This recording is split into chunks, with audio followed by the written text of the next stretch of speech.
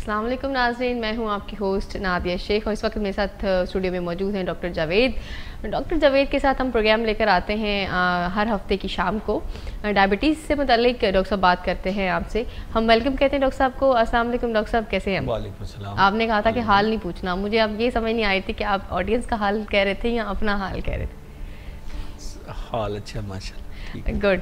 नाज़रीन, आज का हमारा टॉपिक जो है वो डायबिटिक पेशेंट्स में हाइपरटेंशन या जिसको हम हाई ब्लड प्रेशर भी कहते हैं, उस पर हम बात करेंगे। डॉक्टर साहब रहनुमाई फरमाएंगे, हमारे साथ मौजूद हैं। डॉक्टर साहब बताइएगा कि डायबिटीज़ और हाई ब्लड प्रेशर या हाइपरटेंशन भी जिसको बोलते हैं, उसका आपस में रिलेशनशिप क्या है और ये किस किस्म के पेशेंट्स में 1 और 2 टाइप दोनों में हो सकता है?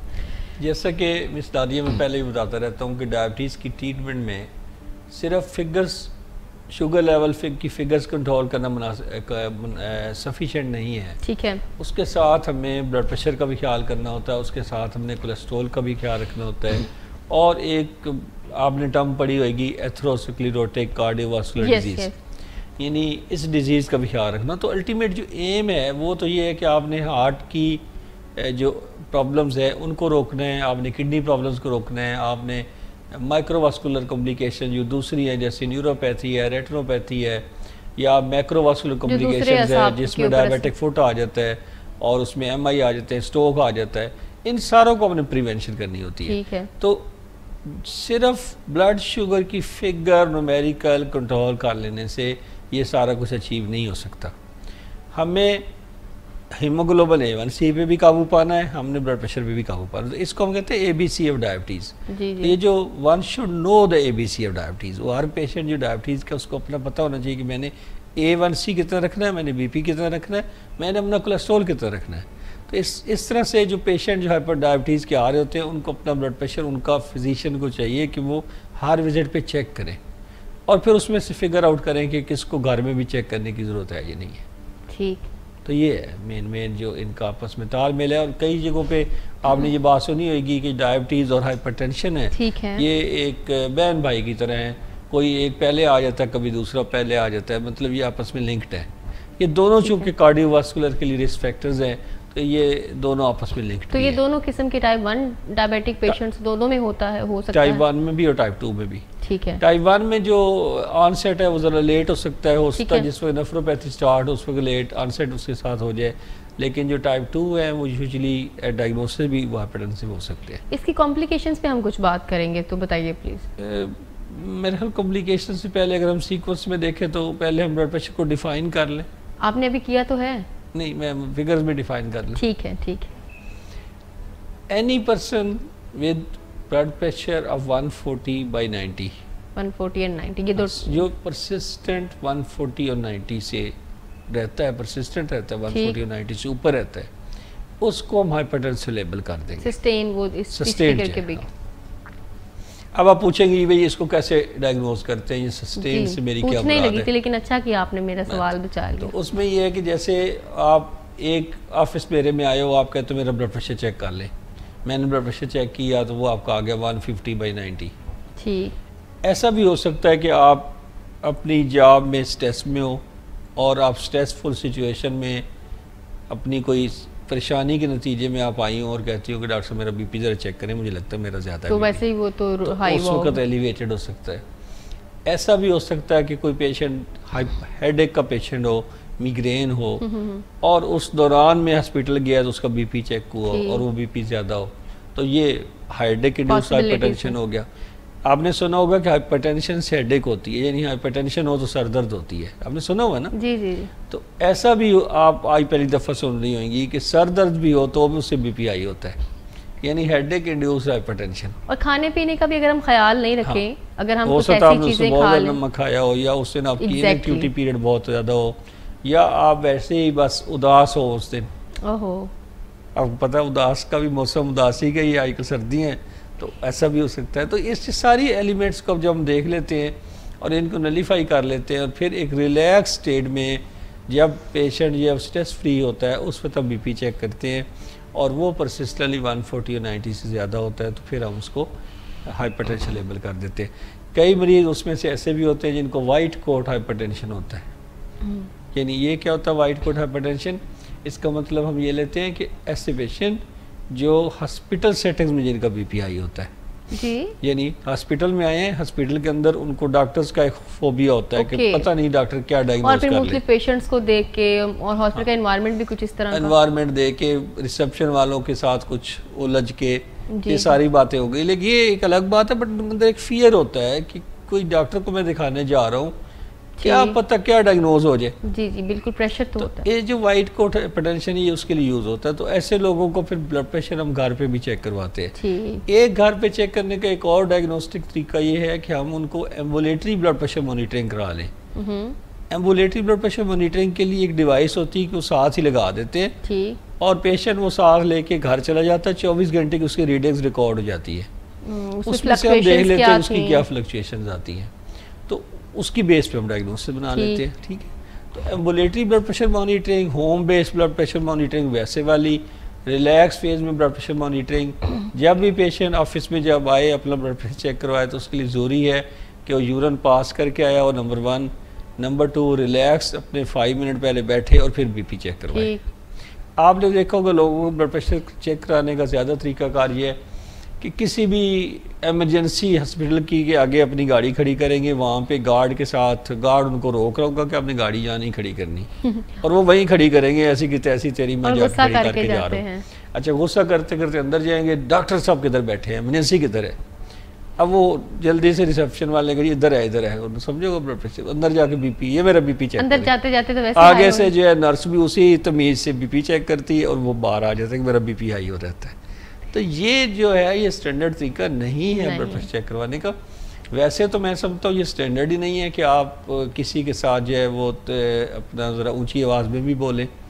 जापान के अंदर जो है वो ऊंची आवाज़ में बोलने पे मुकदमा भी हो जाता होता है, जहाँ तक मैं पता नहीं, सही कह रहा हूँ, मिसबिहेवियर है, मिसबिहेवियर ऑब्वियसली। तो कुछ रूल्स, कुछ तो आपको अपनी नॉर्मल टोन, अपने नॉर्मल अपनी स्ट्रेस लेवल के साथ जब वो बीपी चेक करवाते हैं उस पे कतब का ज़्यादा हो तो उसको हम कहते हैं कि हाई ब्लड प्रेशर है। और इवन दैट बिहेवियर की आप बात करें ना, अगर हम समटाइम्स अग्रेसिवनेस या हम थोड़ा सैड फील करना शुरू कर दें, तो हम अगर प्रिटेंड करना शुरू कर दें कि नहीं हमारा मूड ठीक है, हम तो थोड़ी देर बाद वैसे ही नॉर्मल हो जाते हैं। हमारे में असल में हमारे यहाँ कल्चर ऐसा ना कि लोग मुफ्त के अग्रेसिव हैं।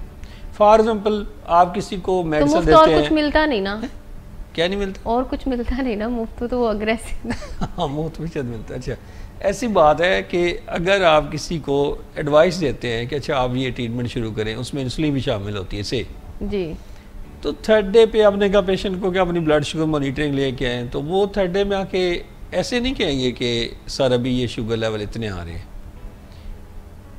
उनका जो पहला फिक्रा होता है ना, अभी नहीं कंट्रोल हुई, ये जो आपने दिया था इसका कोई फायदा नहीं हुआ।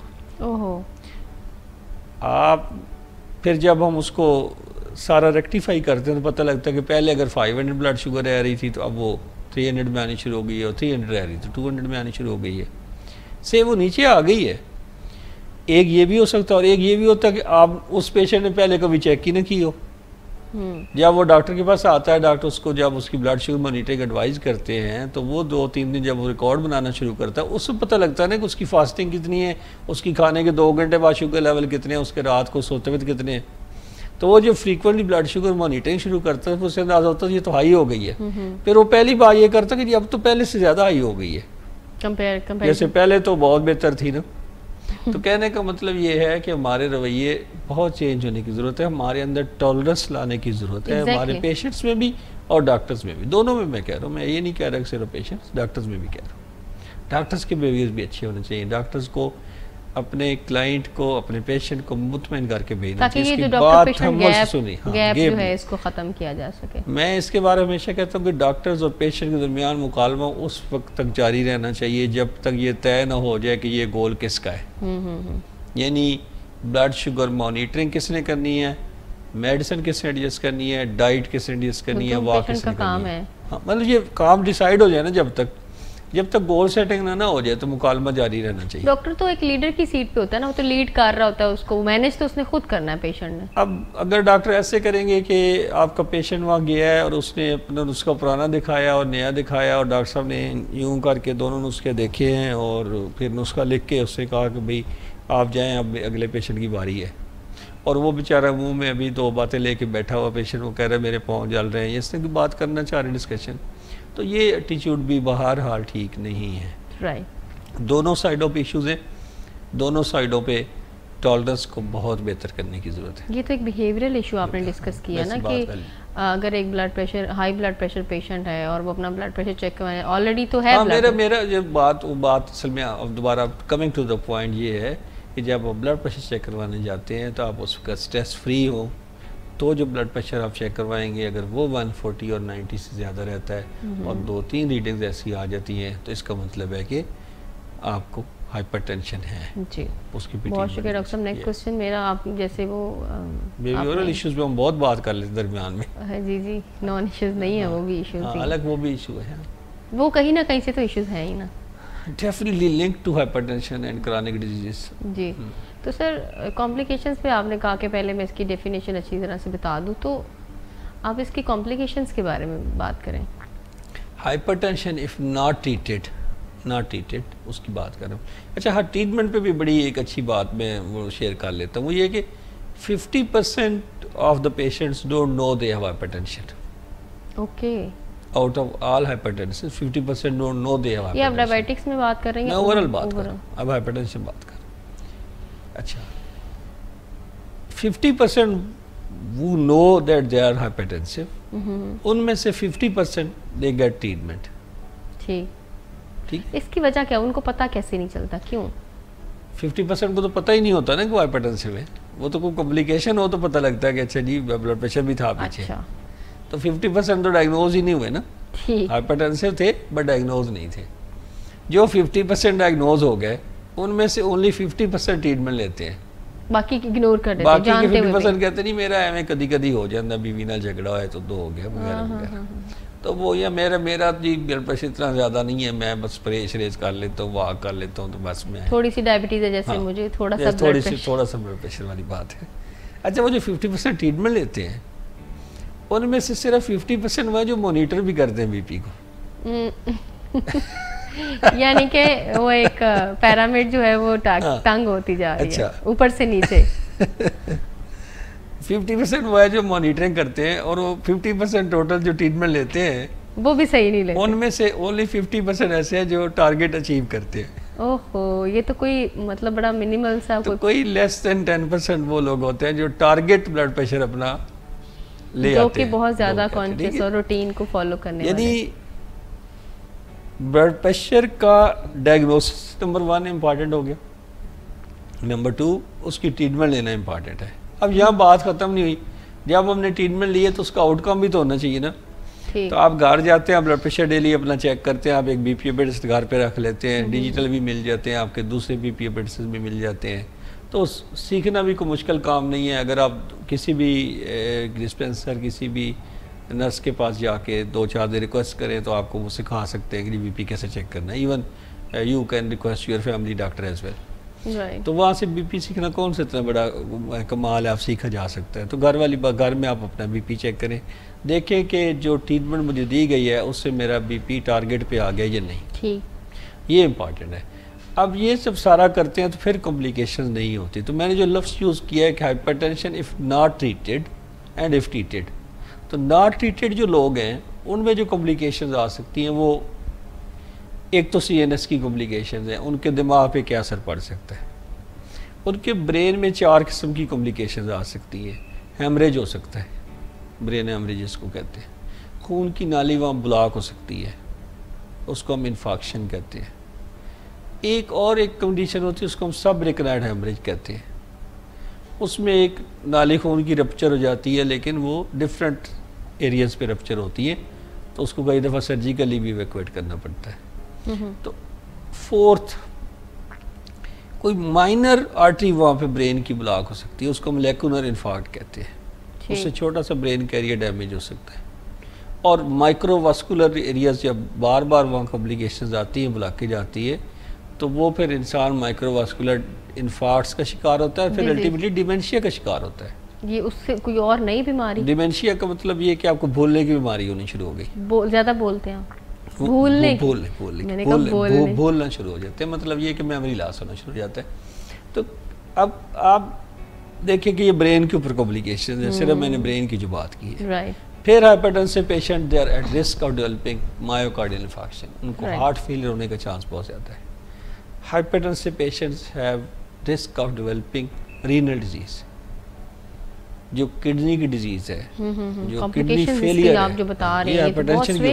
हाँ, तो डायबिटिक पेशेंट है, अगर ऑलरेडी डायबिटीज की वजह से भी किडनी डैमेज हो रहे हैं, प्लस हाइपरटेंशन का एड ऑन फैक्टर आ गया, तो वो फिर डबल हो गया आपका risk factor for renal disease. Right. So hypertension आपकी किडनीज को डैमेज करता है, आपके हार्ट को, आपके ब्रेन को, और आपकी आइज़ को। आइज़ में भी एक ख़ास किस्म की बीमारी हो जाती है, इसको रेटिनोपैथी कहते हैं। जिस तरह डायबिटीज़ के अंदर रेटिनोपैथी होती है, इसी तरह हाइपरटेंशन में भी होती है। सो हाइपरटेंशन की, अगर हम हाइपरटेंशन को ट्रीट ना करें, it can lead to complications. सही, ठीक। तो ये इसकी कॉम्प्लिकेशंस, ये कॉम्प्लिकेशन मैंने बहुत शुक्रिया डॉक्टर साहब। हम छोटा सा ब्रेक ले लें, छोटे से ब्रेक के बाद वापस आएंगे, हमारे साथ रहिए। बेचैनी, इसका हमें तदारक करना है जी। और दूसरी बात यह है कि हमें सेरोटोनिन को अप रखना है ताकि खुशी भी ऊपर के दर्जे पे रहे, और जोश को भी पूरा रखना है ताकि ज़िंदगी का एहसास बाकी रहे। और शराब चूँकि इन तीनों किस्म के लोगों की ज़रूरत को पूरा करती है, या अगर एक ही बंदे में ये तीनों मामले हों तो इसको भी वो पूरा करती है, तो जो भी इसके चक्कर में फंसता है फिर इसका गर्विदा होकर रह जाता है, और फिर कोई बात वो सुनने के लिए तैयार नहीं होता। शराब पीने के बाद जिन लोगों को मसाइल होते हैं, जिनका मेटाबॉलिज्म ख़राब होता है, वो शराब पीने के फ़ौरन बाद नहीं होते, किसी को घंटा 2 घंटे बाद होते हैं, किसी को अगले दिन सुबह जाके वो होते हैं। और उनको फ़ायदा अलग से क्लियर नज़र आता है जब वो शराब पीते हैं, तो उनको वो सब फ़ायदा नज़र आता है, उनकी बेचैनी कम हो जाती है, वो खुशियाँ मनाने लगते हैं और वो लोगों से कनेक्ट करने लगते हैं, और इन्हीं मकासद के लिए लोग शराब पीते हैं।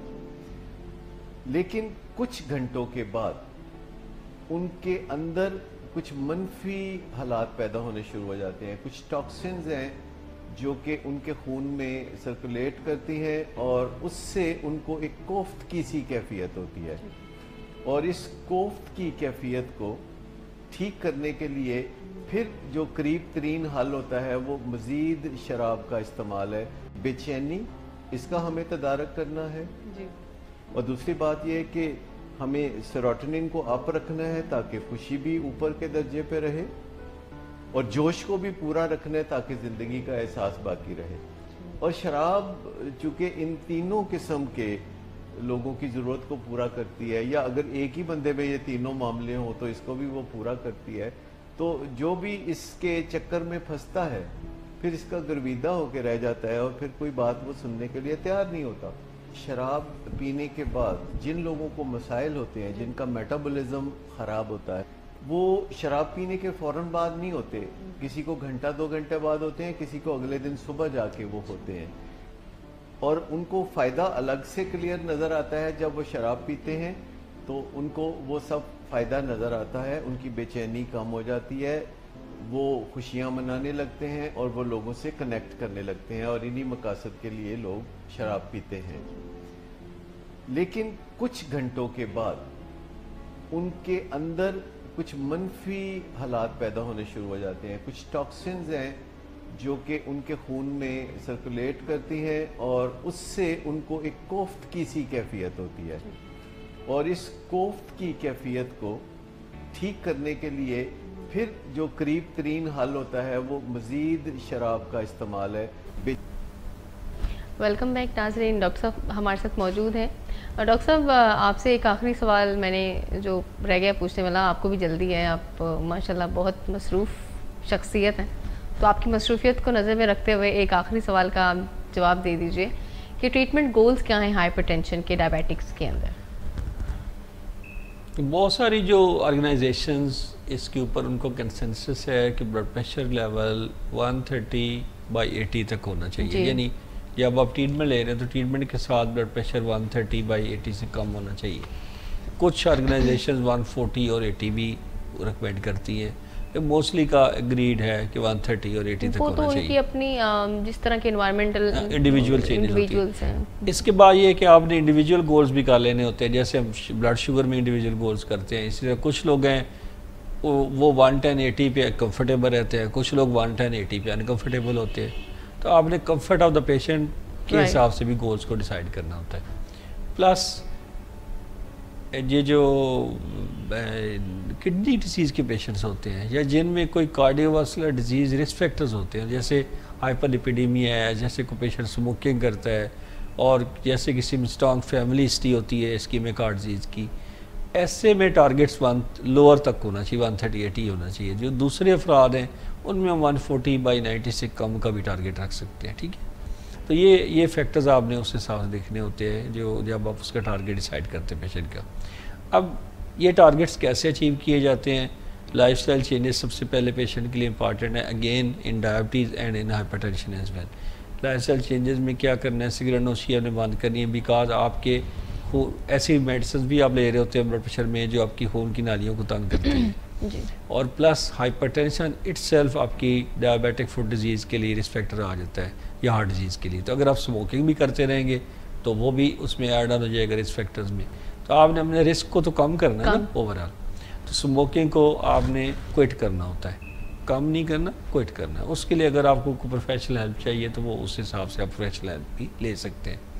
अच्छा, फिर आ जाता है कि एडिड साल्ट। हमारे आदत है लोग जब खाना बना होता है तो उसमें नमक ऐड करते रहते हैं, या कभी आपने सुबह ऑमलेट कुछ लोग बनवाते हैं तो उसके ऊपर या फ्राई अंडा जो उसके ऊपर डाल रहे होते हैं। तो ये जो ऐड साल्ट करना होता है ये उनको रेस्ट्रिक्ट करना चाहिए। कि वो करारी चीज़ें खाते हैं। करारी। इसी तरह जो लोग बाजार में जाके निमकोज और इस तरह की चिप्स वगैरह ले रहे होते हैं, इनमें भी नमक की क्वांटिटी ज़्यादा होती है। बाजार से कोई चीज़ जब भी आप लें उसका लेबल पढ़े और उसमें 60 की क्वांटिटी देखें। ज़्यादा नमक रिकमेंडेड भी तो नहीं है ना। हाँ, यहाँ बड़ी इंपॉर्टेंट बात ये भी है कि लोग डाइट जो आपकी होती है, ये डाइट फिजी ड्रिंक्स होती है ना, ये यूज़ कर रहे होते हैं। तो डाइट ड्रिंक्स का मतलब कतई नहीं है कि उनमें सोडियम नहीं है। तो सोडियम का कंटेंट उनमें भी ज़्यादा होता है, तो इसलिए उनका ब्लड प्रेशर उससे बढ़ सकता है। तो उसका इस्तेमाल वो उसमें से माइनस करेंगे। और फिर वेट रिडक्शन है, वेट ऑफ लाइफस्टाइल चेंजेस में आपकी 30 मिनट डेली वॉक है, ये सारी चीज़ें ब्लड प्रेशर को कम करती हैं। उसको तो हम अवॉइड नहीं कर सकते। और इसके बाद है ब्लड प्रेशर की मेडिकेशन। ब्लड प्रेशर की मेडिकेशन जो डायबिटिक्स के लिए होती हैं उनको ख़ास ग्रुप को हम एसी इनहिबिटर्स कहते हैं या एंजियोटेंसिन ब्लॉकर्स कहते हैं। ये इनकी खासियत ये है कि ये किडनी डिजीज़ की प्रोग्रेशन को रोकती है। यानी इनका दो फ़ायदा है कि ब्लड प्रेशर को भी कम करती हैं और किडनी डिजीज़ को भी कम करती हैं। यानी कि जो इंटरलिंक्ड पॉसिबल चीज़ें हैं उनको वो। प्लस जो इम्पॉर्टेंट एक और बात है वो ये कि बेड टाइम डोजिंग, यानी जब वो मेडिसिन ब्लड प्रेशर की ले रहे हैं तो ज़्यादातर कोशिश करें कि आप उनको बेड शाम के टाइम लिया करें। इसकी वजह ये होती है कि आप रूटीन में भी आपका ब्लड प्रेशर रात को डिप करता है, तो जब आप उसको बाहर से ऐसी मेडिसिन से कम करें तो रात को आपकी कोशिश होनी चाहिए कि ब्लड प्रेशर को डिप ही रखा जाए। रात को सोते हुए या सुबह अर्ली मॉर्निंग उठते हुए जो हाई ब्लड प्रेशर है उसका रिस्क ऑफ स्ट्रोक उसके साथ या रिस्क ऑफ हार्ट अटैक बढ़ जाता है। तो आपने उस टाइम पर उसको नॉर्मली रखना है, क्योंकि ये एक नेचुरल डायरनल वेरिएशन है, उसके हिसाब से हमने चलना है। तो अगर 2 मेडिसिन हैं तो उनमें से एक रात को ले लीजिए, अगर एक मेडिसिन है तो प्रेफरेबली शाम को लीजिए। तो ये एक उसका कॉन्सेप्ट है बेड टाइम डोजिंग का। फिर जो इम्पॉर्टेंट बात आ जाती है ब्लड प्रेशर की ट्रीटमेंट के हवाले से, जब कंप्लायंस एडीरेंस टू द ट्रीटमेंट, अगर कोई साइड इफ़ेक्ट्स आते हैं ज़रूर रिपोर्ट करें डॉक्टर को, अपनी दवाई चेंज करवाएं। डॉक्टर न बोलते फिरें इन बातों के लिए। बिल्कुल, वो तो फिर एक बार जा रहे हैं तो उनके दोबारा जाएंगे जी मुझे साइड इफ़ेक्ट्स आ रहे हैं, तो डेफिनेटली एवरीबॉडी नोज़ कि भाई ये प्रॉब्लम आ सकती है इस मेडिसिन के साथ, आप मेडिसिन उसको चेंज करवा लें। फिर इसके बाद इम्पॉर्टेंट चीज़ है कि आप जब ब्लड प्रेशर की मेडिसिन ले रहे हैं और फीमेल पेशेंट हैं और प्रेगनेंसी हो गई है, तो प्रेगनेंसी के दौरान या प्रेगनेंसी से थोड़ा पहले ही अपनी मेडिकेशन चेंज करवा लें। से आप प्लानिंग करते हैं रिसीव करने की तो उस वक्त ही मेडिकेशन चेंज हो जानी चाहिए, क्योंकि ये जो एसी इनहिबिटर ड्रग्स का मैंने जिक्र किया है जिनमें जेस्टेल है, कैफोटिन है, ये सारी आ जाती इजी डेज है, और ये डायोवैन, वेलसाटन, ये सारी मेडिकेशंस हैं, ये प्रेगनेंसी के अंदर नहीं देनी होती। राइट। तो इसलिए इनको वेल इन टाइम आपने चेंज करवा लेना, या प्रेगनेंसी का पता लगे तो फिर तो लाजम हो गया कि आप उसे चेंज करवा लें। ये चंद इम्पॉर्टेंट बातें हैं जो मैंने बतानी थी। डॉक्टर साहब बहुत शुक्रिया आपका। और मैं छोटी सी एक चीज़ ऐड करूँगी कि आजकल लोग चिप्स खाते खाते पूछते हैं पतले बंदे से, आपका वेट बड़ा मैनेज है, कैसे करते हैं? चिप्स खाते खाते पूछ रहे हैं अगले बंदे से, क्या बड़े पतले हैं, आपका वेट कैसे? तो एक और जवाब खुद ही जो है वो है कि एक तो डाइट का ख्याल रखते हैं, एक ये है कि एक्टिव रहते हैं सारा दिन। वही बता रहे हैं ना कि खुद चिप्स खाते खाते पूछ रहे होते हैं। सबसे अहम बात ये है कि आपने कभी मुझे देखा होगा कि मैं टेलीफोन पे जो है फ़ोन करके रिसेप्शन पे ये तो नहीं कहता, मैं उठ के कहने जाता हूँ कि अच्छा ये काम कर। ये अच्छा है। और एक और चीज़ डॉक्टर साहब, पेशेंट्स जाते हैं डॉक्टर्स के पास और उनकी हिस्ट्री में वो समोसे खा रहे हैं, तली हुई चीज़ें खा रहे हैं, सब खा रहे होते हैं, और जब डॉक्टर नुस्खा लिख के देता है तो नुस्खा पढ़ने के बाद पूछते हैं इसके कोई साइड इफेक्ट तो नहीं है? समोसों के साइड इफेक्ट्स नहीं पड़ते ना, वो सिर्फ इनके साइड इफेक्ट्स। एग्जैक्टली ये ऐसे ही है जैसे कल एक पेशेंट ने ये बात की कि उन्होंने कहा कि मैं 3 महीने ट्रीटमेंट लेती हूँ। मेरे ख्याल पहले बात हुई आपके साथ, इधर नहीं हुई वैसे बात कहीं हुई है कि 3 महीने मैं डॉक्टर साहब से नीचे दिखाती हूँ, इंसुलिन लिखवा के दे जाती हूँ, फिर 3 महीने मैं होम्योपैथी इधर उधर सब वो बताया, वो स्टेशन के पास कहीं जाती होती हैं। खैर तो मैंने उन्हें मेरे पास आ गई तो मैंने कहा अब मेरी बारी है, इसको मतलब जो 3-3 महीने में आ गई मेरी बारी आ गई। तो मैंने उनसे पूछा कि आपको फिर प्रेस्क्रिप्शन की तो कोई ज़रूरत नहीं, क्योंकि आप जहाँ पे दिखाती हैं वहाँ पे तो आप प्रेस्क्रिप्शन ही लेती। कहती नहीं डॉक्टर साहब प्रेस्क्रिप्शन तो चाहिए ना। मैंने कहा जब आप वहाँ से प्रेस्क्रिप्शन ही लेके आती तो मैं क्यों दूँ आपको अपना प्रेस्क्रिप्शन? जी जी। तो कहती नहीं फिर इस तरह तो नहीं ना, डॉक्टरों को तो प्रेस्क्रिप्शन देना चाहिए। यानी हमारे से डिमांडें और हैं, हमारे साथ एम्स ऑब्जेक्टिव्स और हैं, और दवाइयों के साइड इफेक्ट्स भी पूछने हैं, वहाँ से कुछ नहीं पूछना। तो ये बात है कि जो अपना अपना हिसाब बिलीफ है ना, इसलिए जब लोग पेन किलर्स खा लेते हैं तो उस वक्त वो बिल्कुल किसी से नहीं पूछते कि इनका क्या साइड इफेक्ट्स है। Pain killers are important reason of non controlling the uncontrolled blood pressure. जो किसी पेशेंट ब्लड प्रेशर नहीं कंट्रोल रहा तो अपनी मेडिकेशन पे भी गौर करें। राइट। पेन किलर्स ले रहे हैं पेशेंट तो उसके साथ भी ब्लड प्रेशर बढ़ता है। जी। पेन किलर्स रादर उसको जल्दी ले आते हैं अगर उससे थोड़ा लेट होना, तो इसलिए पेन किलर लेते हुए भी उसके साइड इफेक्ट्स पड़ा करें रादर देन कि आप ब्लड प्रेशर और डायबिटीज़ की दवाइयाँ खाते हुए साइड इफेक्ट्स पड़े। बहुत शुक्रिया डॉक्टर साहब, आपने इतनी डिटेल से रहनुमाई फरमाई। नाज़रीन, डॉक्टर साहब को इजाज़त देते हैं। और इस वक्त हमारे साथ डायबिटिक इंस्टीट्यूट पाकिस्तान कराची से डॉक्टर आसिफ शेख मौजूद हैं। अभी आपसे थोड़ी देर में बातचीत करेंगे, तब तक के लिए बिस्मिल्लाहिर्रहमानिर्रहीम। अस्सलाम वालेकुम नाज़रीन, doctor Asif Ali Sheikh, consultant physician and diabetologist, diabetic institute Pakistan Nazimabad से आपसे मुखातिब हूँ। आज जो हम बात करेंगे वो करेंगे ओबेसिटी के ऊपर। मोटापा क्या होता है, उसके हेल्थ के ऊपर क्या कॉन्सिक्वेंसेस हैं, उसको कैसे प्रिवेंट कर सकते हैं या इसको कैसे कम कर सकते हैं। ओबेसिटी जो है उसको डिफाइन हम करते हैं एक्सेस बॉडी फैट जिसके नेगेटिव इम्पैक्ट पड़े हेल्थ के ऊपर। इसको जो कैटेगराइज हम करते हैं ओबेसिटी को, वो BMI के ऊपर करते हैं। तो BMI क्या होता है, कहते हैं BMI वेट, एक किसी भी इंडिविजुअल का अगर हमें BMI निकालना है तो उसके लिए उसका weight in kg divided by height in metres square. जो नॉर्मल BMI होता है वो होता है 18.5 से लेके 24.9, 24.9 से लेके 29.9 तक ओवर वेट कहा जाता है। 30 से लेके 40 तक उसको कहते हैं हम ओबेस। 40 से अगर ज़्यादा किसी का BMI है तो उसको एक्सट्रीम ओबेस या मॉर्बिड ओबेसिटी कहते हैं। एक ये उसके बाद जो डिपेंड करता है कि अगर किसी पेशेंट का अगर 25 से 24.9 से BMI ज़्यादा है तो वो ओवरवेट है, या उससे ऊपर है तो वो ओबेस है। इसके हेल्थ कॉन्सिक्वेंसेस डिपेंड करता है कि एक बंदा जो है ओवरऑल ओबेस है तो उसमें हम सब वैरायटी जो ओबेसिटी की होती है वो होती है कि या सेंट्रल ओबेसिटी है या पेरिफेरल ओबेसिटी है, अपर बॉडी ओबेसिटी है या लोअर बॉडी ओबेसिटी है। ज़्यादा जो स्टडीज़ देखी गई हैं उसमें यह है कि अगर जो एब्डोमिनल फेट जिसका ज़्यादा है, जिसकी सेंट्रल ओबेसिटी है, उसके हेल्थ कॉन्सिक्वेंसेस, हेल्थ हैजर्ड्स ज़्यादा हैं as compared to peripheral obesity. इसके लिए हम ज़्यादा जो इसको हम कैसे डिवाइड करते हैं वो करते हैं वेस्ट टू हिप सरकमफेरेंस का रेशो। अगर वो मेल्स में 1 से ज़्यादा है तो वो ओबेसिटी है, सेंट्रल ओबेसिटी, और फीमेल में अगर 0.85 से ज़्यादा है तो वो फीमेल सेंट्रल ओबेसिटी में आती है। एक रफली अगर हम उसको कहें तो एक दूसरा जो क्राइटेरिया वो आता है वो होता है कि अगर किसी की वेस्ट मेल की 102 सेंटीमीटर से ज़्यादा है और अगर फीमेल की 88 सेंटीमीटर से ज़्यादा है तो वो उसको सेंट्रल ओबेसिटी में आता है। फिर एक आता है कि क्या एब्डोमिनल सबक्यूटेनियस फैट है या विज़ल फैट है। तो इसमें ज़्यादा देखा गया कि जिनकी विज़ल ओबेसिटी है, जिनमें विज़रा जितने हैं एब्डोमिनल में, उसमें अगर फैट ज़्यादा है तो उसमें इंसुलिन के रेजिस्टेंस के चांसेस ज़्यादा हैं, उसमें हेल्थ कॉन्सिक्वेंसेस ज़्यादा हैं। अब इस जो ओबेसिटी है इसका काज क्या है? ये एक मल्टी फैक्टोरियल है। जो मेन फैक्टर जो 40 to 70% ऑफ केसेस में देखा गया वो जेनेटिकल जीन्स का एक था कि मोस्टली जितने 5 टाइप के जीन्स हैं जो कि इन्वॉल्व होते हैं ओबेसिटी में, कोई एक सिंगल जीन नहीं है। तो मतलब हेरिडिटी इसमें ज़्यादा जो है मेजर रोल होता है।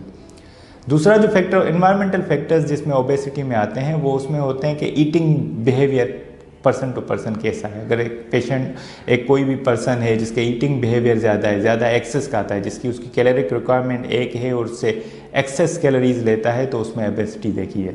या ऐसे इंडिविजुअल जिनका सेडेंट्री लाइफ स्टाइल है, जिनके बिल्कुल जो बैठे रहते हैं ज़्यादातर, कोई उनका एक्सरसाइज वगैरह नहीं है, तो उनमें ओबेसिटी देखी गई। अब इसके हेल्थ कॉन्सिक्वेंसेस क्या है? हेल्थ कॉन्सिक्वेंसेस ओबेसिटी के मेल में डिफरेंट है, फीमेल में डिफरेंट है। अगर उसी BMI का फीमेल पेशेंट है तो उसके हेल्थ हैजर्ड्स ज़्यादा हैं एज़ कम्पेयर टू मेल। जैसे कार्डियोवैस्कुलर रिस्क है वो इक्वल है दोनों में। गाल स्टोन्स के चांसेस फीमेल में ज़्यादा होते हैं ओबेस में। हाइपरटेंशन के चांसेस जो होते हैं वो ज़्यादा बढ़ जाते हैं इस पेशेंट में। ऑस्टियोआर्थराइटिस के जो चांसेस हैं वो फीमेल में ज़्यादा हैं एज़ कम्पेयर टू मेल। उसके बाद गाल स्टोन्स मैंने आपको बताया।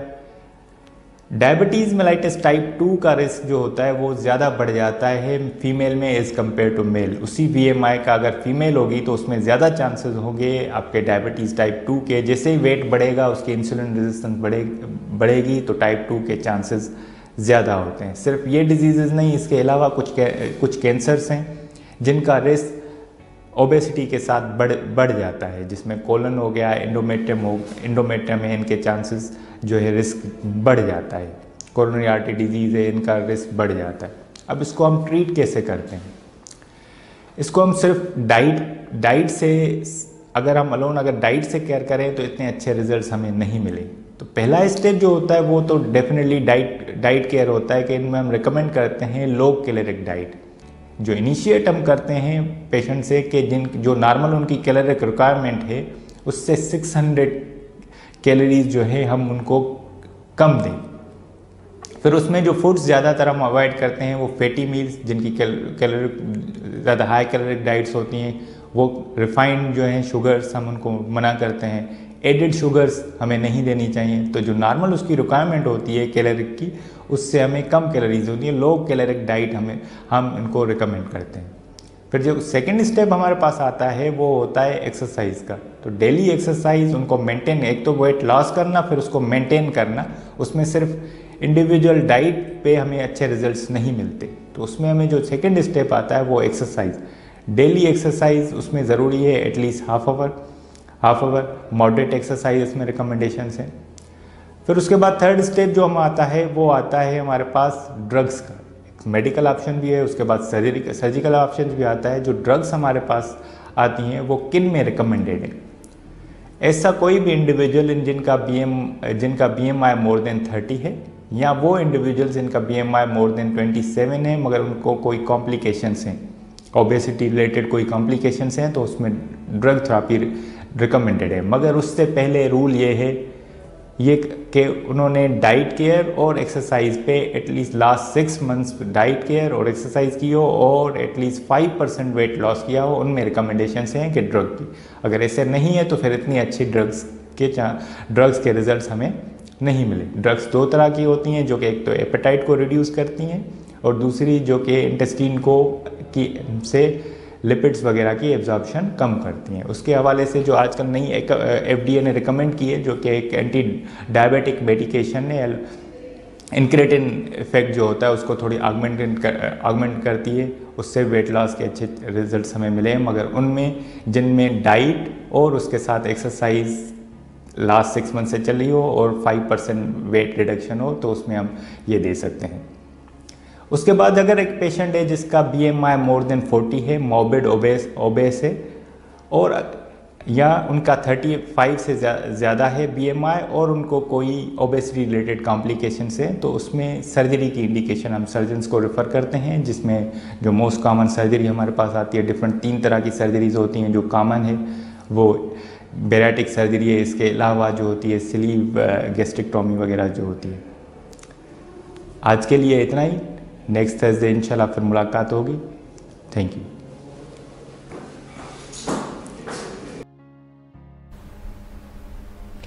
वेलकम बैक नाज़रीन, डॉक्टर आसिफ शेख की बातचीत आपने सुनी एंड प्रोग्राम का वक्त इस वक्त ख़त्म हो जाता है। इजाज़त दीजिए, अगले हफ्ते आपकी खिदमत में फिर हाजिर होंगे। अल्लाह हाफ़िज़।